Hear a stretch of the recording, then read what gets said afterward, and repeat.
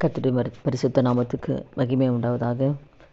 புதிய வருடத்தை காண்கிற ஒவ்வொருவருக்கும் எங்கள் புத்தாண்டு நல்வாழ்த்துக்களை தெரிவித்துக் கொள்கிறேன். அதனால் கூட அவனுடைய கிருபை இந்த புதிய வருடத்தை காண ஆண்டு கொடுத்திருக்கிறார். அதற்காக ஆண்டுக்கு நான் நன்றி சொல்கிறோம். அதனால் கூட இந்த புதிய வருடத்துக்குரிய வார்த்தை என்னன்னு சொல்லி கேட்கும்போது, சங்கீதம் 34:4-5. நான் கர்த்தரை தேடினேன், அவர் எனக்கு செவி கொடுத்து என்னுடைய எல்லா பயத்துக்கும் என்னை நீங்களாக்கி விட்டார். அவர்கள் அவரை நோக்கி பார்த்து பிரகாசம் அடைந்தார்கள், அவர்கள் முகங்கள் வெட்கப்படவில்லை. இந்த வருடம் கூட ஆண்டவர் என்ன செய்ய போகிறாருன்னா, நம்ம வெட்கப்படுத்த மாட்டேன்னு ஆண்டவர் சொன்னார். ஆனால் யாரை வெட்கப்படுத்த மாட்டேன்.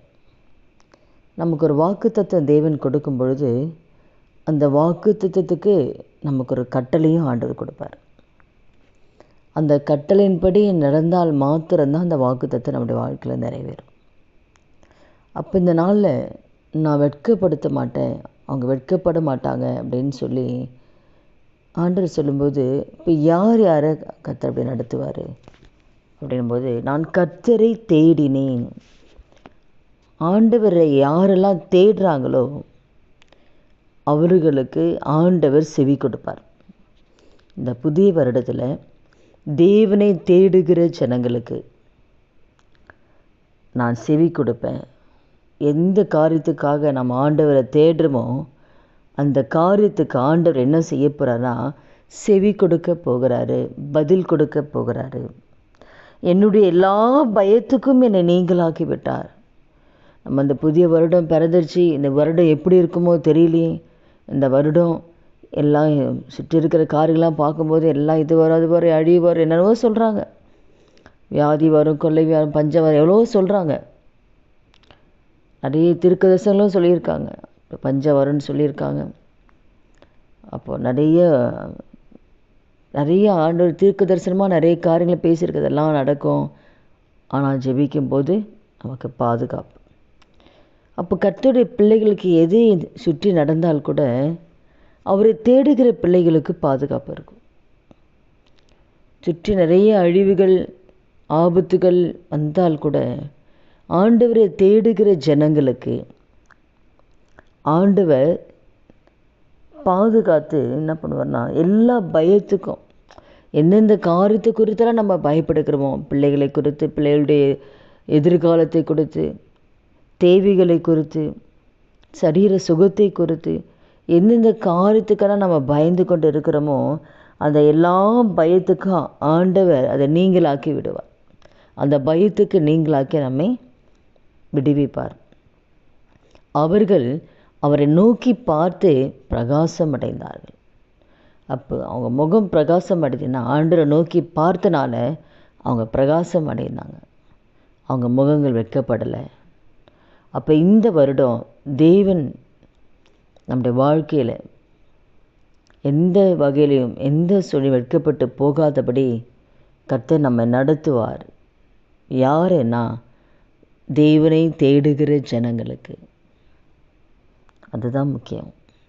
நம்ம ஆண்டவரை தேடாமல் நம்ம இஷ்டத்துக்கு போல் நம்ம நடந்து, நம்ம விருப்பம் போல் நடந்துக்கிட்டு, நம்ம ஆண்டவருக்கு பிரியமில்லாத காரியங்களை செய்துக்கிட்டு, பிரியமில்லாத காரியங்களை பேசிக்கிட்டு, அப்போ அவங்களெல்லாம் ஆண்டவர் வெட்கப்படுத்த மாட்டேன்னு சொல்லலை. அவரை தேடணும். அவரை தேடுகிற ஜனங்களுக்கு ஆண்டவர் கூட இருப்பார். எந்த வகையிலும் எந்த சூழ்நிலையும் வெட்கப்படுத்த மாட்டார். அடுத்தது என்னென்ன காரியம் நம்ம சொல்லி இதில் பின்னாடி பார்க்கலாம். அப்போ அண்ணாளுடைய வாழ்க்கையில் கூட அவமானங்கள், நிந்தைகள், சக்கரவர்த்தியால் பயங்கரமான ஒரு மனமடிவுக்குள்ளே போனான். கணவர் ஆறுதல் சொன்னால் கூட ஆறுதல் கிடைக்கல. கடைசியில் அவன் என்ன பண்ணுறான்னா, எங்கே போனாலும் ஆறுதல் கிடைக்கல, நேராக ஆளுடைய சமூகத்துக்கு போயிடறான். அவனுடைய சமூகத்துக்கு போய் இருதயத்தில் இருக்கிற எல்லா பாரத்தையும் ஒப்படைச்ச உடனே ஆண்டவர் அவளுடைய கண்ணீரை, அவளுடைய நிந்தையை, அவளுடைய அவமானத்தை கர்த்தர் மாற்றுகிறார். 1 சாமுவேல் 1:10 தேவ சமூகத்துக்கு போகிறான். கர்த்தர் 20 வசனத்தில் அவள் ஜெபத்தை கேட்டு அவள் வாழ்க்கையில் அந்த நிந்தையை கர்த்தர் மாற்றுகிறார். அப்போ அண்ணாள் ஆண்டவரை தேடினால அவள் வாழ்க்கையில் இருக்கிற நிந்தையெல்லாம் மாறிடுச்சு. சந்தோஷத்தை நாட்களை ஆண்டவர் காண செய்தார். அப்போ தேடும்போது ஆண்டவர் எல்லா சூழ்நிலையும் தேடும் பொழுது கர்த்தர் வெட்கப்படுத்த மாட்டார். அவருடைய வெட்கத்தை ஆண்டவர் மாற்றினார். எசேக்கியோட வாழ்க்கையில் கூட அவ்வளோதான், நீ மரித்து போயிடுவேன்னு சொல்லி ஆண்டவர் சொல்லிட்டார் தீர்க்கதரிசி வைத்து. உடனே என்ன செய்யணும், ஆண்டவரை தான் தேடுறான். அவனுடைய முகத்தை தேடி அழுது விண்ணப்பம் பண்ணுறார். ஆண்டவரே, உமக்கு முன்பாக நான் உண்மையுத்தமாக இருந்தது கொஞ்சம் நினச்சி பாருங்க ஆண்டவரேன்னு சொல்லி ஆண்டோடைய சமூகத்தை நோக்கி பார்த்த உடனே கர்த்தர் உடனே இறங்குறார். உடனே இறங்கி ஆயுசு நாட்கள் ஆண்டு 15 வருஷம் கொடுத்துட்றாரு. ஆண்டவரை தேடும்போது உடனே இறங்கிறார். அவன் வியாதி படுக்கையை கர்த்தர் மாற்றிடுறார். அப்போ யாரெல்லாம் ஆண்டவரை தேடுறாங்களோ, எந்த பிரச்சனைகள், என்ன வியாதி, எந்த நாளை கஷ்டப்பட்டால் கூட எல்லாத்துலேயும் ஆண்டவரை யாரெல்லாம் தேடுகிறாங்களோ, தேடுகிற ஜனங்களுக்கு அவர் பாதுகாப்பார். வியாதியிலிருந்து விடுவிப்பார். வியாதியிலிருந்து கர்த்தர் பாதுகாப்பார். இந்த நாளில் கூட எந்தெந்த காரியத்து குறித்துக்கெல்லாம் நம்ம பயந்து போய் இருக்கிறோமோ எல்லா பயத்துக்கும் நீங்களாக்கி நம்மளை விடுவித்து எந்த சூழலும் வெட்கப்பட்டு போகாதபடிக்கு கர்த்தர் நம்மை பாதுகாப்பார். அடுத்தது யார் வெட்கப்பட்டு போக மாட்டாங்கன்னு சொல்லி நம்ம பார்க்கும்பொழுது சங்கீதம் 119:6 பார்க்கும்போது கர்த்தருடைய கற்பனைகளை கண்ணோக்கும் பொழுது வெட்கப்பட்டு போவதில்லைன்னு பார்க்கணும். அவருடைய கற்பனைகளை யாரெல்லாம் நம்ம கண்ணோக்குறோம், யாரெல்லாம் நம்ம வாசிக்கிறோம், அவருடைய வேதத்தை யாரெல்லாம் வாசித்து தியானித்து அதன்படி நடக்கிறோமோ அவங்க வெட்கப்பட்டு போக மாட்டாங்க. வெட்கப்பட்டு போக மாட்டாங்கன்னு ஆண்டவர் சொல்லிட்டாரு. அது எப்படியெல்லாம் இருந்தால் வெட்கப்பட்டு போக மாட்டாங்கன்னு சொல்லி நம்ம பார்க்கணும். வேதத்தை ஒவ்வொரு நாளும் வாசித்து வேதத்தை தியானித்து அது நம் வாழ்க்கையாய் மாறும்பொழுது தான் நம்ம வெட்கப்பட்டு போக மாட்டோம். ஆண்டு வெட்கப்பட்டு போகணும்னு சொல்லிட்டாருன்னு சொல்லி நம்ம பாட்டுக்கு இருந்தோம்னா அதுக்கு பொறுப்பு இல்லை. அவர் வாக்கு கொடுத்தாங்கன்னா அவர் சொன்ன வார்த்தைக்கு கீழ்ப்படியும் போது தான் அந்த வாக்கு தத்தை நிறைவேறும். இந்த வருடம் நம்ம சமாதானமாக இருக்கிறோன்னு சொன்ன எல்லா வகையிலையும் வேதத்தை வாசித்து வேதம் நம்ம வாழ்க்கையாய் மாறினால்தான் நன்மைகளையும் ஆசீர்வாதங்கள் நம்ம பெற்றுக்கொள்ள முடியும். வேதத்தை வேதத்தை வாசித்தாலும் சரி, கேட்டால் கூட நம்ம வாழ்க்கையை மாறாத பட்சத்தில் ஒரு பிரயோஜனமே இல்லையே. எவ்வளோ தெய்வ செய்தி நம்ம கேட்குறோம், ஆனால் அந்த வசனம் நம்ம வாழ்க்கையாய் மாறுதே இல்லையே. இப்போ நம்ம வாழ்க்கையில் அதை நம்ம கடைப்பிடிக்காவிட்டால் நம்ம ஒரு பலனும் கிடையாது. நம்ம வாழ்க்கையில் நம்ம வாழ்க்கை மாறினால் தானே தெய்வ நன்மைகளை கொடுக்க முடியும். வேதத்தில் நம்ம எப்படி வாழணும்னு போட்டிருக்கு, எப்படி நடக்கணும், எப்படி பேசணும், எப்படி இருக்கணும், இந்த உலகத்தில் எப்படியெல்லாம் வாழணும்னு சொல்லி வேதத்தில் எல்லாமே நமக்கு போட்டிருக்கேன். அப்போ அதை வாசித்தா தான் நமக்கு தெரியும். வாசித்து அது நம்முடைய வாழ்க்கையாக நம்ம மாறணும். நிறைய காரியம் நம்ம பேசுகிற வார்த்தை எப்படி இருக்கணும், நம்ம இருதயம் எப்படி இருக்கணும், இருதயத்தில் இருக்கிற சிந்தனைகள் எப்படி இருக்கணும், ஒவ்வொரு காரியமும் வேதத்தில் நிறைய காரியம் ஆண்டவர் நமக்கு போட்டு கொடுத்துருக்காரு. அதெல்லாம் வாசித்து அது போல் நம்ம வாழ்க்கையை மாற்றி கொண்டால்தான் தேவன் வைத்திருக்கிற நன்மைகளை நம்ம சுதந்திரித்து கொள்ள முடியும். நம்ம வேதத்தை அனுதினம் வாசித்து தியானிக்கணும். மோசேல கூட 4:6 பார்க்கும்போது நீ வேதத்தை மறந்தால் நான் உன் பிள்ளைகளை மறந்து விடுவேன்னு சொல்கிறார். அப்போ நம்ம வேதத்தை மறந்துட்டு நம்ம பிள்ளைகளை மறந்துடுவேன்னு சொல்கிறார். அப்போ நம்ம என்ன பண்ணணும், வேதத்தை வாசித்து வேதத்தை தியானித்து அதன்படி நம்ம நடக்கும். நம்ம வாழ்க்கையாய் மாறும் பொழுது நிச்சயமாக கர்த்தர் நம்மோடு கூட இருந்து எந்த சூழல் வெட்கப்பட்டு போகாமல் அவர் நம்மை நடத்துவார். அடுத்ததாக நம்ம பார்க்கும்போது ஏசாயா 49:23 கர்த்தருக்கு காத்திருக்கிறவர்கள் வெட்கப்பட்டு போவதில்லை. அப்போ இந்த வருடம் யாரெல்லாம் காத்திருக்கிறாங்களோ அவங்க எந்த சூழலும் வெட்கப்பட்டு போகவே மாட்டாங்க. கர்த்தர் உங்களுக்கு ஒரு வாக்குத்தத்தம் ஆர்டர் கொடுத்துருப்பாரு. அந்த வாக்குத்தத்தம் ஒவ்வொருத்தருக்கும் உடனே நிறைவேறும், ஒவ்வொருத்தருக்கு தாமதமாகலாம். அதனால் அவர் கொடுக்குற வாக்குத்தத்தம் நம்முடைய வாழ்க்கையில் நிறைவேறும் வரைக்கும் நம்ம காத்து இருக்கணும். ஆபிரகாமுக்கு குழந்தையை கொடுப்பேன்னு ஆண்டவர் சொல்லிட்டாரு. சொல்லி 25 வருஷத்துக்கு பிறகு தான் குழந்தையை கொடுத்தாரு. அது வரைக்கும் காத்திருந்து அந்த ஆசீர்வாதத்தை பெற்றுக்கொண்டான். அப்போ யாருக்கு எப்போ கொடுப்பாருன்னு சொல்லி நமக்கு தெரியாது. அவருடைய திட்டம் நமக்கு என்ன வச்சுருப்பார், யாருக்கு எந்த காரியம் எப்படி செய்யணுன்ட்டு அவருடைய திட்டத்தின்படி கரெக்டாக கர்த்தர் செய்வார். அவர் வாக்கு நிறைவேற வரைக்கும் நம்ம காத்திருக்கணும். அதே போல் அவனுடைய சமூகத்தில் காத்திருக்கணும். தெய்வ சமூகத்தில் நம்ம காத்திருந்து அவரோடு கூட உறவாடுகளாய் நம்ம மாறணும். காத்திருக்கணும். அவனுடைய சமூகத்தில் ஆண்டவரே கர்த்தர் பேசும் வரை காத்திருக்கணும். அவருடைய சத்தத்துக்கு காத்திருக்கணும். தெய்வ சமூகத்தில் அமரணும். இந்த வருஷம் காத்திருக்கணும். ஆண்டவரே நம்முடைய சமூகத்தில் அமர்ந்து நான் காத்திருப்பேன். ஆண்டவரே காத்திருக்கிறத கர்த்தர் விரும்புகிறார். அப்போ ஆண்டவருடைய சமூகத்தில் யாரெல்லாம் காத்திருக்கிறாங்களோ அவருடைய கிருபைக்காக காத்திருக்கணும். தமக்கு பயந்து அவருடைய கிருபைக்காக யாரெல்லாம் காத்திருக்காங்களோ அவர் மேலே ஆண்டவர் பிரியமாக இருக்கிறார். காத்திருக்கணும். ஆண்டவர் நன்மை செய்கிற வரைக்கும் நம்ம காத்திருக்கும் பொழுது அவங்க எந்த சூழ்நிலையும் வெட்கப்பட்டு போகவே மாட்டாங்க. ஏசாயா 64:4 ஆண்டவருக்கு காத்திருக்களுக்கு நீர் செய்பவைகளே நீரே இல்லாமல் உலக தோற்றம் முதற்கொண்டு ஒருவரும் கேட்டதும் இல்லை, செவியால் உணர்ந்ததும் இல்லை, அவைகளை கண்டதும் இல்லை. கர்த்தருக்காக யாரெல்லாம் காத்திருக்கிறார்களோ அவங்களுக்கு கர்த்தர் செய்கிற காரியம் இதுவரைக்கும் கேட்டது கிடையாதான், செவியில் உணர்ந்தது இல்லையா. அப்படிப்பட்ட காரியங்களை கர்த்தர் யார் ஆண்டருக்கு காத்திருக்கிறார்களோ அவர்களுக்கு வச்சிருக்கிறாங்க. அப்போ இந்த வருடம் தெய்வ சமூகத்தில் நம்ம காத்திருக்கணுன்ற ஒரு தீர்மானத்தை நம்ம எடுக்கணும். அவர் நன்மை செய்கிறதுக்கு கரெக்டான டைம் வச்சுருக்கார். அது வரைக்கும் காத்திருக்கணும். ஆனால் திரும்பத்தில் அற்புதம் செய்யறதுக்கு கூட அந்த வேலை வர வரைக்கும் நீ காத்திருன்றார். என் வேலை வரல, அப்போ அவருடைய வேலைன்னு ஒன்று இருக்கு. நம்ம நினைக்கும் மாதிரி உடனே எல்லாமே நடக்கும் நம்ம எதிர்பார்க்குறோம். ஆனால் நமக்கு எந்த நேரத்தில் எது செய்யணும்னு சொல்லி கத்துறது தான் தெரியும். அவருடைய உருவாக்கினவர் அவர் தானே. நமக்கோ நம்முடைய பிள்ளைகளுக்கோ என்ன காரியம் எப்போ செய்யணும் அவருக்கு தான் தெரியும். அதுவரை நம்ம காத்திருக்கணும். இப்படி காத்திருக்கும்போது எந்த சொல்லையும் வெட்கப்படுத்த விட மாட்டார். அதே போல் ரோமர் 10:11 பார்க்கும்போது கர்த்தரை யாரெல்லாம் விசுவாசிக்கிறாங்களோ அவங்க வெட்கப்பட்டு போவதில்லைன்னு பார்க்குறோம். அப்போ ஆண்டவரை நாம் விசுவாசிக்கணும். ஆண்டவரை நோக்கி பார்க்குறோம், காத்திருக்கிறோம். ஆனால் ஆண்டவர் மீது அந்த விசுவாசம் இல்லாவிட்டால் கர்த்தர் செய்வார், கர்த்தர் பார்த்து கொள்வார், அவர் நடத்துவார்.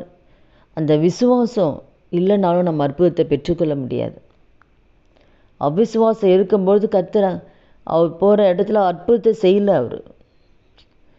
அப்போ அவிசுவாசம் இருந்தால் ஆண்டவருக்கு பிரியமாக நம்மளால் இருக்க முடியாது. அப்போ ஆண்டரை நம்ம தேடி இருக்கிறோம், தேடுகளுக்கு அவர் பலன் கொடுப்பார்னு சொல்லி ஆண்டவருக்கு விசுவாசித்தாதான், நம்ம ஆண்டவரை விசுவாசித்தாதான் அந்த அற்புதத்தை நம்மளால் பெற்றுக்கொள்ள முடியும். விசுவாசமே இல்லாமல் நம்மளால் அற்புதத்தை பெற்றுக்கொள்ள முடியாது. அப்போ ஆண்டவரை யார் விசுவாசிக்கிறாங்களோ அவங்க வெட்கப்பட்டு போக மாட்டாங்க. அப்போ நீ விசுவாசமாக இருந்தால் தான் என் மகிமையை பார்க்க முடியும்னு ஆண்டு சொல்கிறேன்.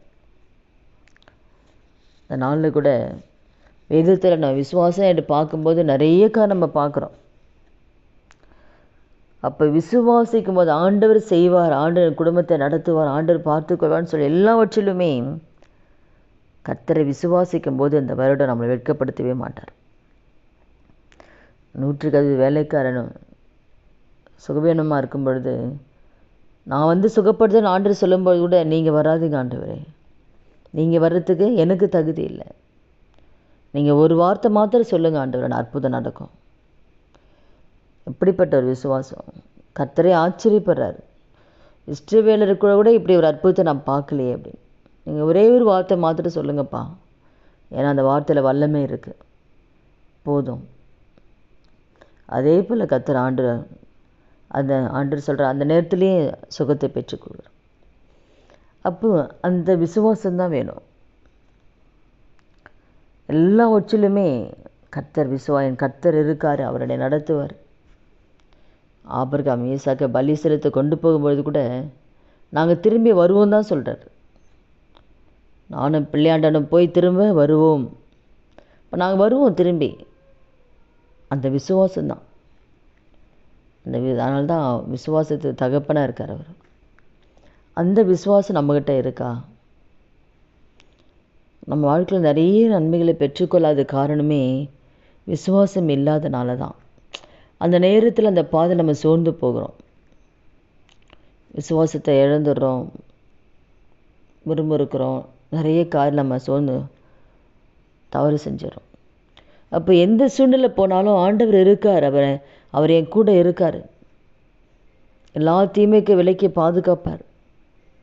எந்த பாதையில் கடந்து போனால் கூட ஏசப்பா எனக்கு இருக்காருன்னு சொல்லி, அவர் எனக்காக யாவையும் செய்வார்னு சொல்லி அந்த விசுவாசத்தை கர்த்தர் நம்மக்கிட்ட எதிர்பார்க்குறார். அப்படி விசுவாசிக்கிற யாருமே வெட்கப்பட்டு போக மாட்டாங்க. பெரும்பாடுள்ள ஸ்திரீ விசுவாசத்தோடு தொடுறனால தான் அவங்க சுகத்தை பெற்றுக்கொள்கிறேன். சாதாரணமாக தொட்டிருந்தா விடுதலை பெற்றுக்கொள்வேன். விசுவாசத்தோடு நான் இன்னைக்கு சுகத்தை பெற்றுக்கொள்ளாமல் நான் போக மாட்டேன். அந்த விசுவாசத்தோடு தொடுற பாருங்கள், சுகத்தை பெற்றுக்கொள்கிறேன். இதனால் கூட இந்த வார்த்தை கேட்குற ஒவ்வொருத்தர் வாழ்க்கையிலையும் இந்த வருடம் வாக்கு தத்துவம் கொடுத்த இந்த வாக்கு தத்துவத்தின்படியே இந்த நாளில் வார்த்தை கேட்குற ஒவ்வொருத்தர் வாழ்க்கையிலையும் ஆண்டு இந்த வருடம் முழுதும் உங்களை வெட்கப்படுத்தாமல் ஆண்டவர் கூட இருப்பார், அவர் பாதுகாப்பார். இதனால் நம்ம கேட்ட இந்த வார்த்தைகள் படி யாரெல்லாம் வெட்கப்பட்டு போக மாட்டாங்கன்னு நம்ம பார்த்தோம். அவரை நோக்கி பார்க்கணும், அவருக்காய் காத்திருக்கணும், அவரை விசுவாசிக்கணும்.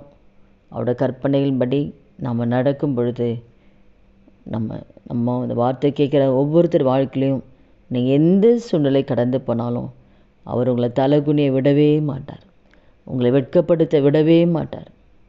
அவர் உங்களோடு கூட இருந்து உங்களை எல்லா தீமைக்கும் தீங்குக்கும் ஆபத்துகளுக்கு விலக்கி பாதுகாத்து எல்லா தீமைக்கும் தப்புவித்து உங்களையும் உங்கள் குடும்பத்தையும் சமாதானத்தோடு சந்தோஷத்தோடு ஆசீர்வாதத்தோடு கர்த்தர் நடத்துவார். எந்த சொல்லி வெட்கப்பட்டு போக மாட்டீங்க. இந்த வார்த்தையின்படி நாம் நடக்கும் பொழுது கர்த்தர் கொடுத்த இந்த வார்த்தைக்காக நம்ம ஜெபிக்கலாம். எல்லாருக்கும் என்னுடைய வாழ்த்துக்கள். நிச்சயமாக அந்த வார்த்தையின்படியே கர்த்தர் உங்களை ஒவ்வொருவரையும் எந்த வெட்கப்படுத்தாதபடிக்கு இந்த வருடத்தை கர்த்தர் உங்களுக்கு ஆசீர்வதித்து தருவார். ஜெபிக்கலாமா? துதிகள் மத்தியில் வாசம் செய்கிற நல்ல தகப்பனே, இயேசுவின் நாமத்தில் சமூகத்தில் வருகிறோம். இந்த நாளில் இந்த வார்த்தை கேட்குற ஆண்டவரே, இந்த வருட வாக்கு தத்துவமாய் கர்த்தாவே வெட்கப்பட்டு போவதில்லை என்று கர்த்தர் கொடுத்தீங்க. அதுக்காக நாங்கள் எப்படிலாம் இருக்கணுன்ற அந்த காரியத்தை நீங்கள் பேசுனீங்கப்பா. அதை எப்படி நாங்கள் வாழ கர்த்தர் உதவி செய்யுங்கப்பா. நாங்கள் உண்மை தேடுகிறவர்களாய் மாறணும் ஆண்டவர். தெய்வ சமூகத்தில் நாங்கள் தேடணும், உண்மை தேடணும் ஆண்டவரே. அப்பா காத்திருக்கணும் அப்பா. எல்லா சொல்லும் விசுவாசிக்கக்கூடிய கிருபை கர்த்தர் கொடுங்கப்பா. வேதத்தை வாசித்து வேதம் எங்கள் வாழ்க்கையை மாற எங்களுக்கு அந்த வார்த்தை கேட்குற ஒவ்வொருவருக்கும் உதவி செய்ய முடியும். அந்த கருத்தில் ஒப்பு கொடுக்கும். எங்கள் ஒவ்வொருக்கும் கர்த்தருக்கு பயப்படுகிற பயத்தை நடுக்கத்தை கொடுத்து ஆண்டவருடைய வார்த்தைகளுக்கு எல்லா விதத்தில் நாங்கள் கீழ்ப்படிந்து நடக்கக்கூடிய கிருபை கொடுங்கப்பா. வசனத்தை வாசித்து அதற்கு நாங்கள் கீழ்ப்படிந்து அப்படி நடக்கக்கூடிய கிருபை கர்த்தர் எங்களுக்கு அந்த வார்த்தை கேட்குற ஒவ்வொருத்தருக்கு கொடுத்து நடத்துங்க. இந்த வார்த்தை கேட்குற ஒவ்வொருத்தரோட குடும்பங்களையும் இந்த கருத்தில் ஒப்பு கொடுக்குற ஒவ்வொரு குடும்பங்களையும் சுற்றி அக்கினை வேலி போடுங்கப்பா. யோபி அவனுக்கு உண்டான எல்லாவற்றையும் சுற்றி வேலி அடைத்தது போல இந்த வார்த்தை கேட்குற ஒவ்வொருத்தர் வாழ்க்கையில் அவருடைய குடும்பத்தையும் அவருக்கு உண்டான எல்லாவற்றையும் கர்த்தர் அக்கினை வேலி போடும்படியாக செபிக்கிறோம். பாதுகாப்பின் வேலி போடும்படியாக செபிக்கிறோம். தூதர்களை கட்டளையிட்டு கர்த்தரை பாதுகாப்பீராக ஆண்டவர். அப்பா, இந்த பிள்ளைகள் ஒவ்வொருத்தர் வாழ்க்கையில் இந்த வருடம் முழுதும் நானுடைய கரம் கூட இருக்கட்டும் ஆண்டவர். அவருடைய கிருபை பிள்ளைகளோடு கூட இருக்கட்டும் ஆண்டவர். அப்போ குடும்பம் முழுமையை கர்த்தரை பாதுகாப்பு இருக்கும்படியாக செபிக்கிற ஆவியானவர். தூதர்கள் எப்பொழுது கூட இருந்து பாதுகாத்து கொள்ளுங்க ஆவியானவர். அப்பா, என் பிள்ளைகளுக்கு ஒரு நன்மையும் குறைபடக்கூடாதப்பா. என் பிள்ளைகள் சம்பூர்ணமான ஆசீர்வாதத்தினால சந்தோஷத்தினால சமாதானத்தினால கர்த்தரை நிரப்பும்படியாக செபிக்கிற ஆவியானவர். அப்போ அந்த வருடம் முழுதும் ஆண்டவரே கரம் பிடித்து என் பிள்ளைகளை நடத்துங்கப்பா. ஒவ்வொருவரையும் நடத்துங்க. ஒவ்வொரு குடும்பத்தில் கர்த்தர் நடத்தும்படியாக செபிக்கிற ஆண்டவர். எந்த சூழ்நிலையும் யார் முன்பும் ஆண்டவர் வெட்கப்பட்டு போகவே கூடாது. எந்தெந்த இடத்தெல்லாம் கூனி குறுகி நின்றார்களோ, எந்தெந்த இடத்தெல்லாம் வெட்கப்பட்டு நின்றார்களோ அந்த இடத்தெல்லாம் கர்த்தர் அவளோடு கூட இருந்து ஆண்டவரே. அப்போ வெட்கப்பட்ட அதே இடத்துல, அவமானப்பட்ட அதே இடத்துல, நிந்திக்கப்பட்ட அதே இடத்துல கர்த்தர் அவர்களோடு கூட இருந்து நீர் கூட இருக்கு என்பதை ஒவ்வொரு கண்களை காணும்படியாக கர்த்தர் நிரூபித்து காட்டுங்கப்பா. ஆண்டவரை பட்கப்பட்ட இடத்துல கத்தவங்களை உயர்த்துங்க, அவங்கள மேன்மைப்படுத்துங்க ஏசப்பா. அவங்க சஞ்சலப்பட்ட நாட்களுக்கும் துன்பப்பட்ட நாட்களுக்கும் இந்த வருடம் சரியாய் கத்தர் மகிழ்ச்சியாக்கும்படி அந்த கருத்தில் ஒப்பு கொடுத்து செபிக்கிற ஆண்டவரே. அந்த வார்த்தை கேட்ட ஒவ்வொரும் இந்த வார்த்தையின்படி நாங்கள் நடந்து வாக்குத்தத்தை சுதந்திரத்துக்குள்ள கத்தர் கிருபை தாங்கப்பா. அப்படி நீங்கள் செய்யப்போகிற தயவுக்காக நன்றி செலுத்துக்கிறோம். இயேசு கிறிஸ்து நாமத்தினாலும் ஜெபிக்கிறோம் நல்ல பிதாவே, ஆமீன். கர்த்தர் நாமத்துக்கு மகிமை உண்டாதாக.